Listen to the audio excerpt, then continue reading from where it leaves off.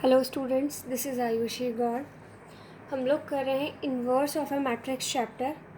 Last lecture में previous जो lecture हमने किया था, तो मैंने आप लोगों की प्रॉब्लम जो मुझे बोली गई थी, क्वेश्चन नंबर 10th का सेकंड पार्ट मुझे बोला था।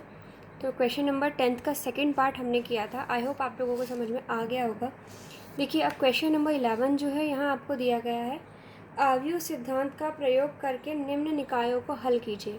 इट मीन्स आपको इन इक्वेशंस को सॉल्व करना है with the help of matrix method. Matrix method A x बराबर बी की मदद से आपको ए इन्वर्स निकालना है और एक्स बराबर ए इन्वर्स बी करना है। ए की मदद से ए इन्वर्स निकाल के वैल्यू रखनी है। बहुत ही सिंपल है मैट्रिक्स मेथड। अगर आप लोगों को ए इन्वर्स निकालना आता है, जो कि हम प्रीवियस चैप्टर में पढ़ चुके हैं, तो आपको मैट्रिक्स मेथड में कोई दिक्कत नहीं आएगी। तो क्वेश्चन नंबर 11 में 4 पार्ट्स गिवन है, ये आपको खुद से करना है। क्वेश्चन नंबर 12 में देखिए, आपको एक मैट्रिक्स ए दी है, ए बराबर ये दिया है और कहा है तो ए इन्वर्स ज्ञात करो तथा निम्न रैखिक समीकरण निकाय को हल करो। अब देखो, यहाँ पर जो आपको इक्वेशंस दे रखी हैं, इनकी अगर मैं सारणी बनाऊँ, सारणी मतलब सॉरी मैट्रिक्स बनाऊँ, तो क्या बनेगा 1 -2 0 2 1 3 0 -2 1। और मैंने आपको ये चीज़ एग्जाम्पल में भी बताई है। जब भी आपको ये दे रखा है तो आपको कंफ्यूज नहीं होना है कि ए इन्वर्स आप इसके ए से, क्योंकि जब मैं इसको लिखूँगी तो मैं इसको किस तरह से लिखूँगी, एक्स वाई जेड बराबर 10 8 7। हमने क्या किया, इसको ए मान लिया, इसको एक्स मान लिया, बी मान लिया। तो अब आपको यहाँ ये कंफ्यूज नहीं होना है कि हम ए इन्वर्स इस ए से निकालें या ए इन्वर्स इस ए से निकालें, क्योंकि जब भी इस तरह का क्वेश्चन आता है तो यहाँ पे जो ए है वो वही देते हैं जो यहाँ होने वाला होता है। मतलब जो ए हमारा बनने वाला होता है वही ए यहाँ दिया जाता है। अगर ये वाली लाइन नहीं देता ना, और सिर्फ इतना कहता कि solve the system of equations या निम्न रेखीय समीकरण निकाय को हल कीजिए, तो भी आपका आंसर वही आता, क्योंकि तब भी उस कंडीशन में ए तो हमारे पास में यही है। तो आपको सेम जैसा क्वेश्चन नंबर 11 है वैसा ही इसको भी करना है। तो मुझे इसमें भी नहीं लगता कि कुछ कराने जैसा है, क्योंकि हमें पता है कि हमने इसको ए माना है, इसको एक्स माना है, इसको बी माना है, और हम जानते हैं कि एक्स बराबर किसकी होता है, ए इन्वर्स बी के होता है। ए अगर आपके पास है तो आपको सिर्फ ए इन्वर्स निकालना है, और ए इन्वर्स निकालने के लिए हम बहुत बार प्रैक्टिस कर चुके हैं। A inverse is equals to adjoint A upon determinant A, ये हमारा होता है ए इन्वर्स। तो क्वेश्चन नंबर 11 12 आप खुद से करेंगे। अब क्वेश्चन नंबर 13 सेम ऐसा है जो कि एग्जाम्पल मैंने आपको करवाया था। देखिए, आव्यूह ये तथा ये का गुणन कीजिए तथा इसकी सहायता से निम्न समीकरण निकाय को हल कीजिए। अब देखिए, इस क्वेश्चन के लिए भी मैंने आपको एक चीज़ बताई थी। देखो, यहाँ पे ये एग्जाम्पल नंबर 15 है, 15 है। ए आपको ये दिया है, बी ए दिया है, और क्या कहा है, ए भी ज्ञात कीजिए। वहाँ पे इसने ए और बी ना कह के क्या कहा है, दो मैट्रिक्स दे दी और कहा है कि इनका गुणन ज्ञात कीजिए तथा इसकी सहायता से हल कीजिए। ठीक है, अब यहाँ पे ए ये है, बी ये है। अब आपको क्या करना होता है, जब आप इसमें इसको देखेंगे तो इसको मैं कैसे बनाऊँगी, 1 -1 0 2 3 4 0 1 2, और ये क्या बनेगा, एक्स वाई जेड बराबर क्या बन रहा है, 3 17 7। इसका मतलब अब आप यहाँ देखो, आपका जो ए एक्स बराबर बी है उसमें ए ये है, तो आपको जब गुणा करना है तो उसमें भी आपका ए यही होना चाहिए। यहाँ तो आपको ए ये दे रखा है, लेकिन इस वाले क्वेश्चन में क्या है, दोनों में फ़र्क बता रही हूँ मैं आपको। यहाँ पर आपको इस वाले क्वेश्चन में ए और बी दिया नहीं है, तो आप क्या करो, पहले इसको बना के देखो। इसको जब मैंने बनाया तो ये बन रहा है 1 -1 1 1 -2 2 1 3 इंटू एक्स वाई जेड बराबर क्या आएगा, 4 9 1। और हमने क्या किया, इसको ए माना है, इसको एक्स माना है, और इसको बी माना है। तो ए एक्स बराबर किसके आ गया, बी के। अब आप यहाँ पे देखो कि ये किसका काम कर रहा है, ए का काम कर रहा है। तो आप इस मैट्रिक्स को यहाँ पे ए मान लो और इसको क्या मान लो, बी मान लो, क्योंकि नाम से तो कुछ फ़र्क नहीं पड़ रहा है। हम इसे बी ए इसे बी भी मान सकते हैं, लेकिन स्टैंडर्ड में हमने ए एक्स बराबर बी पढ़ा है, तो आप यहाँ इसे ए ले लो, इसे बी ले लो, क्योंकि हमें इसकी मदद से एक्स का मान निकालना है। और हम जानते हैं कि x बराबर क्या होता है, a इन्वर्स भी। तो a इन्वर्स निकालने के लिए हमें इस वाले a की ही तो ज़रूरत पड़ेगी। हमें इसका इन्वर्स चाहिए तो हम इसका इन्वर्स थोड़ी निकालेंगे, हम तो इसी का इन्वर्स निकालेंगे। तो इस तरह से आपको इस क्वेश्चन को करना है। आई होप आप लोगों को समझ में आ रहा होगा। तो क्वेश्चन नंबर 13 सेम एग्जाम्पल की जैसे ऐसे भी आप खुद करेंगे। मैं आपको क्वेश्चन नंबर 14 और 15 करके दे रही हूँ आज। इसके बाद में क्योंकि 14 और 15 अगर हम 2 क्वेश्चन करेंगे इसी में ही वीडियो का टाइम ख़त्म हो जाएगा। क्वेश्चन नंबर 11, 12 और 13 जो मैंने आज आपको होमवर्क में करने के लिए दिए हैं, इनमें से भी अगर आपको कोई प्रॉब्लम आती है तो आप मुझे अपने ग्रुप में लिखकर भेज दें, मैं नेक्स्ट लेक्चर में आपको करके दिखा दूँगी। एक्सरसाइज 5.2 में से किसी को भी अगर कोई दिक्कत है तो आप लोग मुझे लिखकर बता सकते हैं, मैं नेक्स्ट लेक्चर में वो क्वेश्चंस कर दूँगी। अभी हम करते हैं क्वेश्चन नंबर 14। हम कर रहे हैं एक्सरसाइज नंबर 5.2 का क्वेश्चन नंबर 14। क्वेश्चन नंबर 14 में हमें क्या कहा गया है, आव्यूह ये दिया है, एक मैट्रिक्स ये दी है, इसका व्युत्क्रम आव्यूह मतलब इसकी इन्वर्स मैट्रिक्स ज्ञात कीजिए और इसकी हेल्प से हमें इसको सॉल्व करना है। फिर से वही चीज़ आ गई, सेम क्वेश्चन है, इसका इन्वर्स निकालो और उसका यूज़ इसमें करो। इसका यूज़ इसमें करेंगे, इसका मतलब कि इससे जो हमें सॉल्व करने पर a मिलेगा वो इसके बराबर ही होगा। चलिए हम इसे सॉल्व करते हैं। हमें क्वेश्चन में क्या दे रखा है, 1 0 1 2 1 0 0 1 1 x y z is equals to half 2y 6z minus 2x plus 2 2 0 1। अब पता है इस क्वेश्चन में ऐसा क्या है जो इसे बाकी क्वेश्चन से अलग बनाता है। इस क्वेश्चन में अलग ये है, देखो इस क्वेश्चन में जो है हमें ये इक्वेशन डायरेक्ट दे रखी थी, यहाँ पे हमें क्या करना है, इनको गुणा करना है, मतलब थोड़ी सी कैलकुलेशन बढ़ा दी है। इनको गुणा करो, इनको जोड़ो, फिर एक्स वाई जेड को उधर ले आओ, मतलब इनको साधारण सिंपल रूप में लाना है, हमें इसको हल करके इस रूप में लाना है। तो देखो हमें ये दे रखा है, इसे हम हल किस तरह से करते हैं, हल करने के लिए हम क्या करेंगे, इसे सबसे पहले मल्टीप्लाई करें। जब मैं इसको इससे मल्टीप्लाई कर रही हूँ तो मुझे क्या मिल रहा है, x plus 0 plus z, 2x plus y plus 0। इसको इससे किया, अब इसको इससे करेंगे तो 0 प्लस वाई प्लस जेड किसके बराबर आना चाहिए, 1/2 जब अंदर जाके मल्टीप्लाई होगा तो ये क्या बनेगा, y 3z minus x plus ये 2 भी अंदर जाके मल्टीप्लाई होगा, स्केलर मल्टीप्लिकेशन सिखाया है मैंने आपको, अचर गुणन, तो ये बनेगा 4 0 2। अब करना क्या है, सिंपल इनको ऐड कर दो, तो यहाँ बन रहा है आपका x प्लस 0 प्लस, सॉरी इसे डायरेक्ट ही लिख दें हम, x plus z 2x plus y plus z बराबर किसके आएगा, इन दोनों को जोड़ेंगे तो y प्लस 4 3z और यहाँ बनेगा 2 माइनस एक्स। ठीक है, अब अगर हम इनकी तुलना करें तो क्या आएगा, x प्लस जेड बराबर y प्लस 4 के, 2x प्लस वाई बराबर 3z के, y प्लस जेड बराबर 2 माइनस एक्स के। तो समीकरण हमें क्या मिलेगी, x प्लस वाई, सॉरी ये y इधर आके माइनस का बन जाएगा, तो x minus y plus z बराबर 4, 2x plus Y minus 3z बराबर 0, x plus y plus z बराबर 2। तो अब ये हमें मिल गई हैं तीनों समीकरण। और हमें क्या दिया है, हमें बोला है कि आव्यूह 1 माइनस 1 1 2 1 माइनस 3 1 1 1, इसका व्युत्क्रम आव्यूह निकालो और इसको हल करो। इसका व्युत्क्रम आव्यूह हमें निकालने के लिए क्वेश्चन में बोला है। अब फिर से देखो वही चीज़, आप इसको जब लिखोगे तो कैसे लिखोगे, इसको हम किस तरह से लिखेंगे देखना, 1 minus 1 1 2 1 minus 3 1 1 1 x y z बराबर 4 0 2। अब देखो ये और ये बराबर नहीं है क्या, तो ये सिर्फ आपको क्वेश्चन में ऐसे ही कंफ्यूज करने के लिए दे देते हैं। जो हमारा ए आने वाला होता है वो ही हमें पहले से दिया होता है कि इसका ए इन्वर्स निकालो। तो अब हमें क्या करना है, इसका इन्वर्स निकालना है। अब देखिए हमने क्या किया, मैं इसे शॉर्ट में कर रही हूँ। हमने मान लिया, यहाँ पे माना कि ए है ये x ये है और हमने इसको b मान लिया है। तो हमें पता है कि अगर ऐसा है तो x किसके बराबर होता है, a इन्वर्स b के बराबर होता है। अब हमें सबसे पहले क्या करना है, a इन्वर्स निकालना है इससे। a इन्वर्स का मान यहाँ रखना है, उसको b से गुणा करना है, तो हमें ऑटोमेटिकली क्या मिल जाएगा, x मिल जाएगा। और a इन्वर्स निकालना हमने पिछले चैप्टर में सीखा है।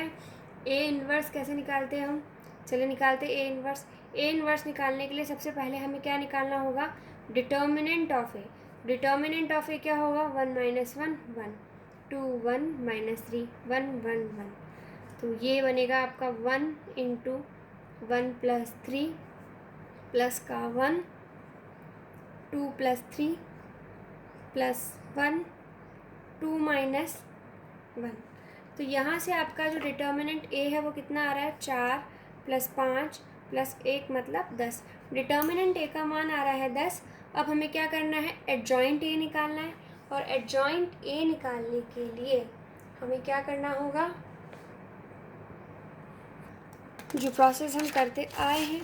एडजॉइंट a क्या होता है, देखिए एडजॉइंट a अगर हमें निकालना है तो एडजॉइंट a क्या होगा, a11 a12 a13 a21 a22 a23 a31 a32 a33 का ट्रांसपोज, मतलब सहखंडों की आपको मैट्रिक्स बनानी है और उसका जब आप ट्रांसपोज कर देंगे तो आपको क्या मिल जाएगा, एडजॉइंट a मिल जाएगा।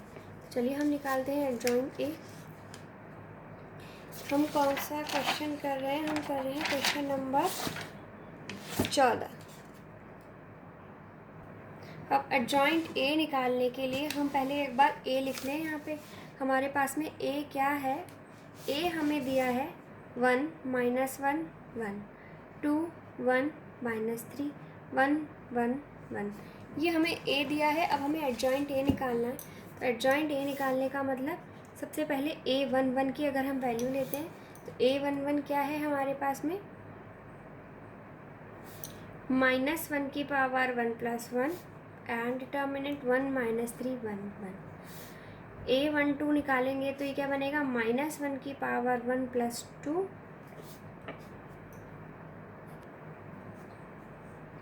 एंड 2 - 3 1 1।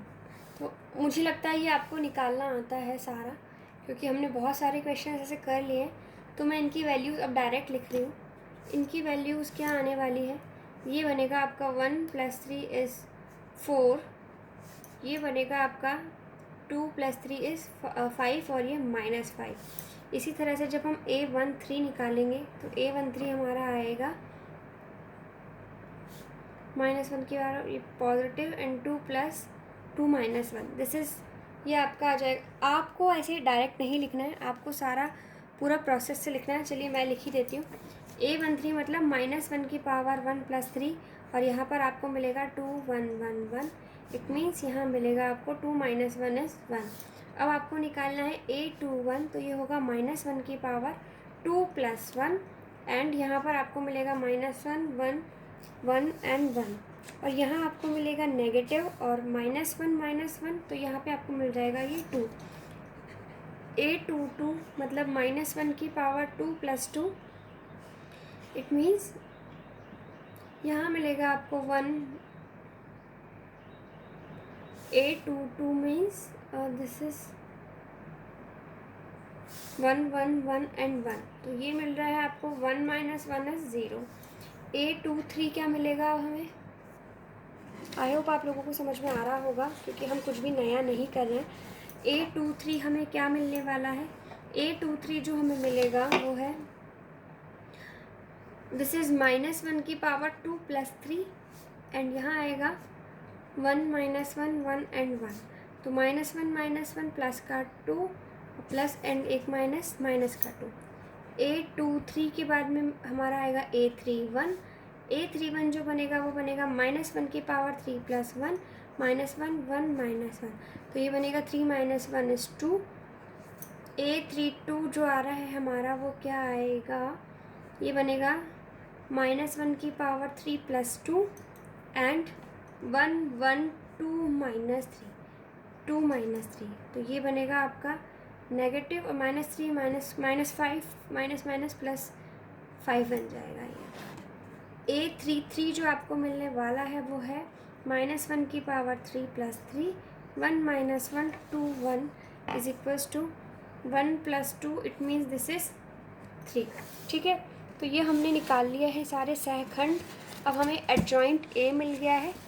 तो एडजॉइंट A हमारा कितना आएगा, ये होगा 4 - 5 1 2 0 -2 2 5 3 का ट्रांसपोज।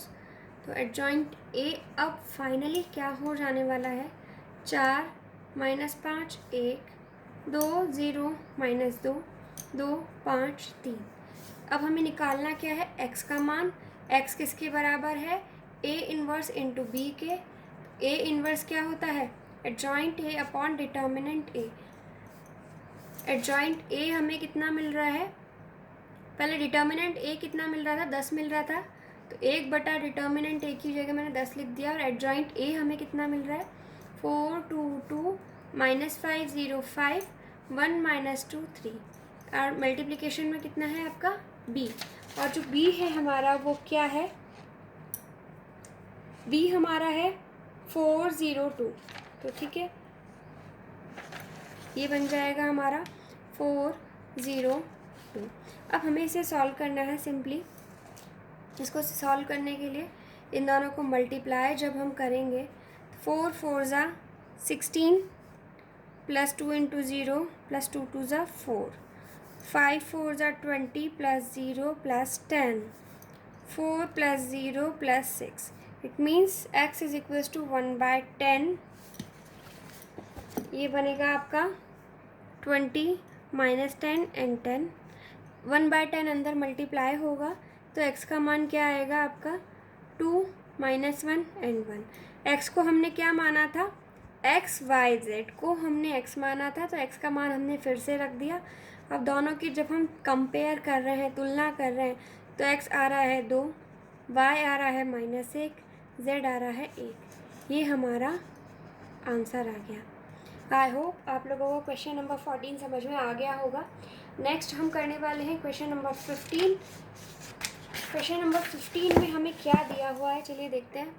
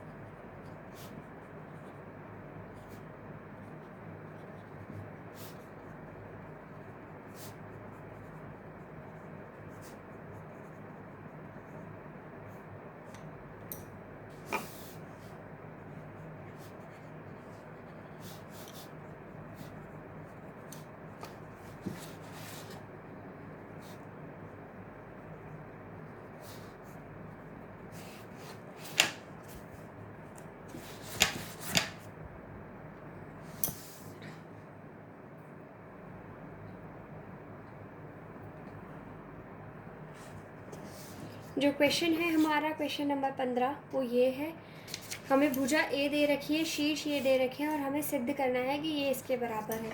इसको इसके बराबर सिद्ध करने के लिए हम क्या करें, हम LHS पार्ट को लेके चल लें, हम लेफ़्ट लेके चल लेते हैं और राइट प्रूव कर देते हैं। LHS हम जब सॉल्व करने लगेंगे तो हम इसे क्या लिख रहे हैं, x1 y1 2, x2 y2 2, x3 y3 2 के डिटर्मिनेंट का होल स्क्वायर हमें दिया हुआ है LHS पार्ट में। इसको हमें हल करके इसके बराबर लाना है। अब हम इसको इसके बराबर कैसे ला सकते हैं, देखिए।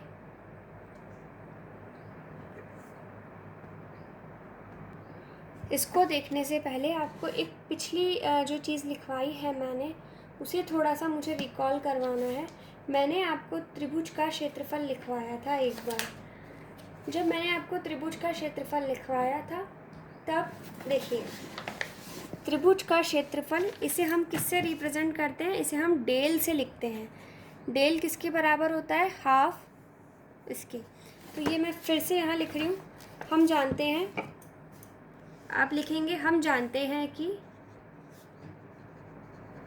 We know that del is equals to 1/2 x1 y1 1 x2 y2 1 x3 y3 1 के होता है। ठीक है, तो हम इससे लिख सकते हैं 2 अगर इधर गुणा हो जाए तो हम ये लिख सकते हैं कि 2 डेल बराबर x1 x2 ब्रैकेट हटा दो बोले x3 y1 y2 y3 1 1 1 2 del इसके बराबर होगा। अब देखो ये जो हम LHS पार्ट जो सॉल्व कर रहे हैं इसे हम कंटिन्यू करते हैं। LHS पार्ट जो हमें दिया है इसको हम अब स्टार्ट करते हैं। x1 y1 2 x2 y2 2 x3 y3 2 का होल स्क्वायर हमें दिया है। ठीक है, अब हम इसे किस तरह से लिख सकते हैं? क्या मैं इसे इस तरह से लिख सकती हूँ? मैं अब डिटर्मिनेंट की बात कर रही हूँ। डिटर्मिनेंट में, सारणिक में हम किसी भी रो या किसी भी कॉलम में से कोई एलिमेंट कॉमन ले सकते हैं। तो हमने क्या करा, कॉलम थर्ड में से 2 बाहर कॉमन ले लिया, तो अंदर क्या बचेगा, x1 y1 1 x2 y2 1 x3 y3 1 और इस पूरे का क्या है यहाँ पे होल स्क्वायर है, क्योंकि होल स्क्वायर इस पूरे पे मैंने 2 बाहर लिया है तो मुझे इसको इस तरह से लिखना पड़ेगा। और हम जानते हैं समीकरण नंबर 1 से, समीकरण 1 से इसको हम किसके बराबर लिख सकते हैं, 2 डेल के बराबर लिख सकते हैं। तो हम इसे क्या लिखेंगे, 2 इंटू 2 डेल का स्क्वायर लिखें। ये क्या बनेगा, 2 इंटू 2 4 डेल, ये बन जाएगा आपका बराबर में 4 डेल का होल स्क्वायर बराबर। अब देखो यहाँ पर ये जो डेल है,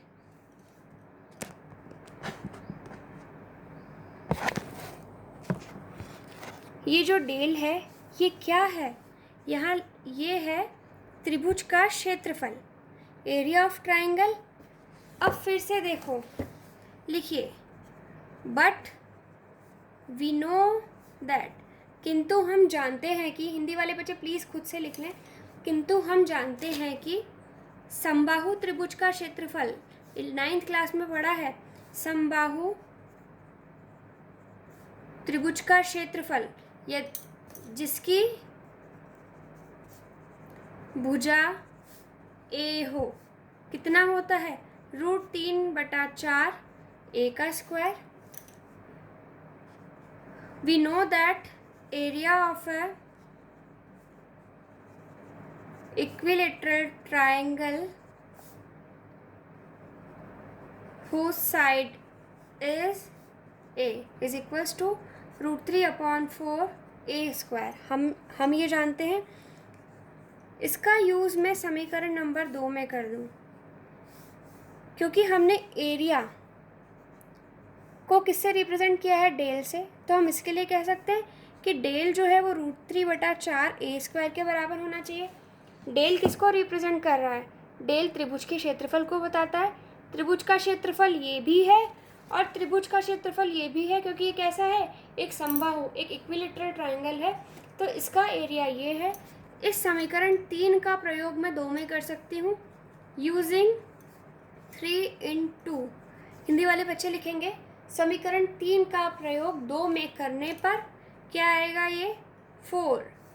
डेल की जगह हम क्या रख देंगे, √3/4 a का स्क्वायर, √3/4 a का स्क्वायर और इसका होल स्क्वायर है।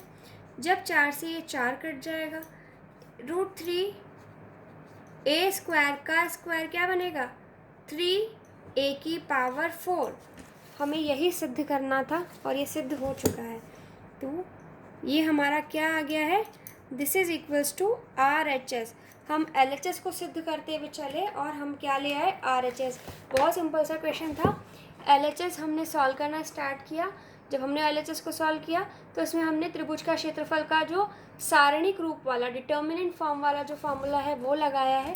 लेकिन यहाँ हमें ऑलरेडी मेंशन है कि जो ट्राइंगल है वो कैसा है, इक्विलेटरल ट्राइंगल है, एक समबाहु त्रिभुज है, जिसके क्षेत्रफल का सूत्र हमें पहले से पता है क्योंकि हमने क्लास 9th में पढ़ा था। यहाँ पर जब हम अब यहाँ पर आप आके अटकना नहीं है, आपको इसको डेल लिखना ही है, क्योंकि डेल किसको रिप्रेजेंट कर रहा है, इस त्रिभुज के क्षेत्रफल को, और इसी त्रिभुज के क्षेत्रफल को हम √3/4 भी लिख सकते हैं।